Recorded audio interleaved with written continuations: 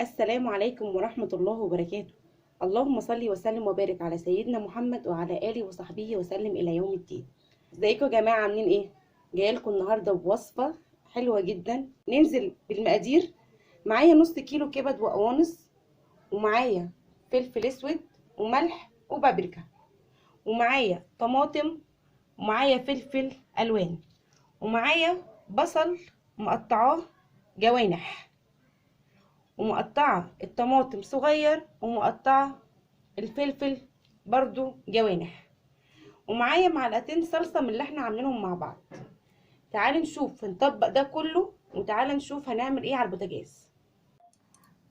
في حاجه نسيت اقول لكم عليها، الكبده بتتنقع حوالي دقيقتين بخل وليمون، عشان ده بتخليش اي ريحه زفاره خالص، كأنك جايبه كبده بلدي من بره.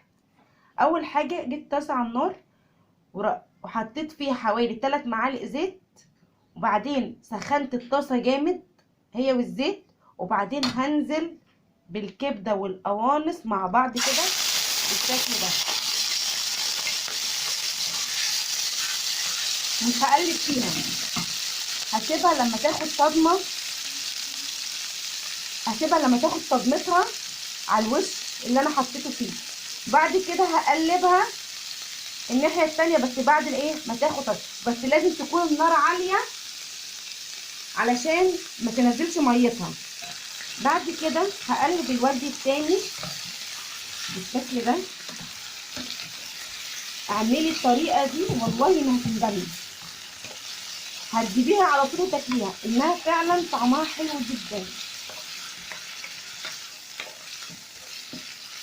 طبعا بنقطع الكبده اي تقطيع انت عايزاها، سواء كانت كبيره او صغيره، بتنفع من ناحيتين، بتنفع يعني الاثنين.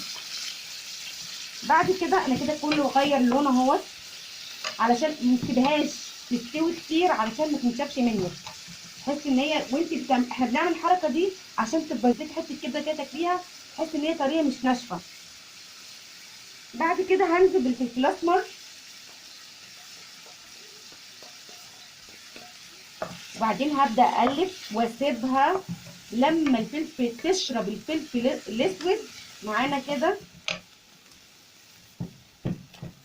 خليكم معايا خطوه بخطوه. الفلفل الاسمر شويه تكتريه شويه صغيرين علشان يمنع الزفاره بتاعه الكبده بالشكل ده. وهبدا انزل بالبصل الجوانح،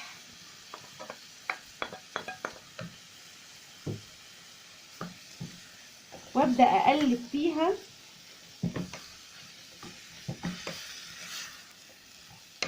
لحد لما البصل يدبل معايا بالشكل ده.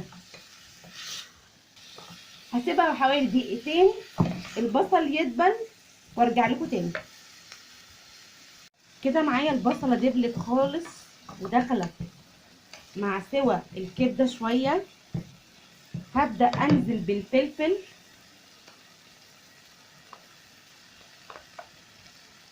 وافضل اقلب فيها، ادخل كل المكونات اللي معايا مع بعض.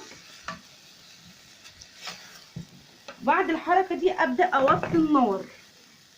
انا بعملها من غير ما احط فيها حبه ميه، يعني ما بحطش فيها اي ميه خالص، بوطي عليها النار زي الشمعه بالظبط.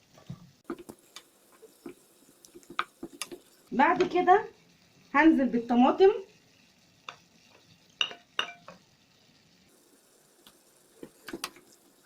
بالشكل ده، وبعدين انزل ده كله ما حطيتش ملح، سايبه الملح للاخر. انزل بالبابريكا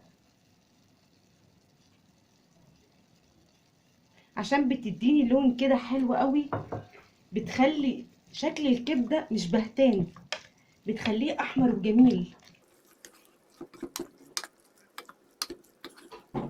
وافضل اقلب فيها لحد لما ادخلهم كله مع بعضه كده بالشكل ده.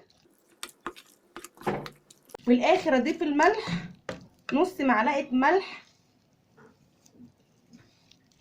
واسيبها لحد ما تستوي، اوطي عليها واسيبها لحد ما تستوي واوريكم الشكل النهائي بتاعها. وبكده استوت معانا الكبده، ما حطيتش فيها نقطه ميه، بس انا موطيه النار زي الشمعه بالظبط،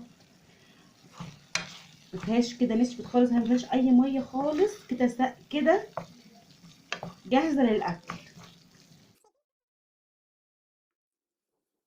الصوص ده بيتاكل قبل الكبده، تتغمسي منه كده مع السندوتشات بتبقى تحفه. ممكن تاكلي معاها بقى مكرونه، بتبقى وجبه اقتصاديه وسريعه جدا. لو انت مستعجله اعملي الاكله دي، وطعمها تحفه، بجد طعمها تحفه. يا ريت تجربوها تقولوا لي ايه رايكم فيها. بعد ما غرفناها مع بعض وبكده خلصت وصفتنا. بنقدم معاها مكرونه وبنقدم معاها فينو. ممكن تعملي سندوتشات منها وممكن تاكليها مع المكرونه، بتبقى طعمها تجنن. كل ست بيت مستعجله اعملي الوصفه دي، ما بتاخدش منك حوالي 10 دقايق وسهله وبسيطه. لو عجبتكم الوصفه يا ريت ما تنسوناش باللايك والشير، ومش تنسوا الاشتراك على القناه وتفعلوا الجرس علشان يوصل لكم كل جديد. السلام عليكم ورحمة الله وبركاته.